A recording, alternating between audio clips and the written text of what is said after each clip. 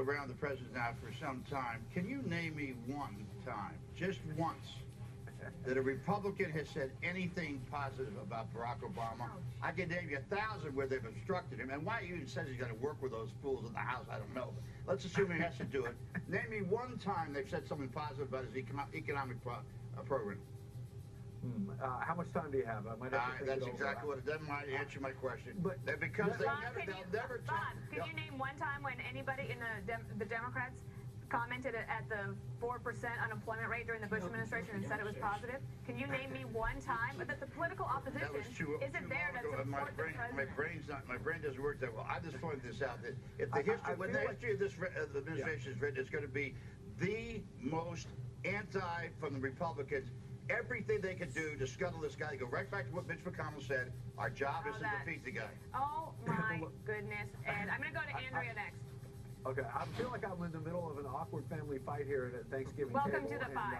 Yeah, welcome to the five. Okay, interesting. Okay, I still didn't get an answer, but that's all right. Well, I'll moderate let me tell you one quick thing. Speaker Boehner today at a breakfast with reporters, I was there, and at one point he was saying, look, if the president goes too far with these executive orders, he's going to face a brick wall up here from Republicans. And I asked Speaker Boehner, I said, well, why would the president think that's any different? He thinks you've already got a brick wall up against his agenda, and frankly, that's why the White House believes the president's justified to move forward on some executive orders, because he's not getting anywhere on the Hill. Good question.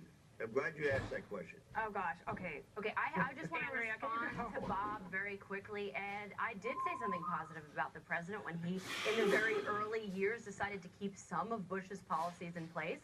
We all said that here around this table. So there's your question answered, Bob. Now it's my turn. Okay. I said And how does the president draw a balance tonight, right? So he has a number of very nervous Democratic senators who are up for re-election in purple states that are very nervous about him going into global warming on arguably the coldest day we've seen in a long time, or other issues like Obamacare. They don't want him to talk about this policy failure. But at the same time, doesn't he have to give his base something to rally them, to get them excited in the fall? How is he going to strike that balance?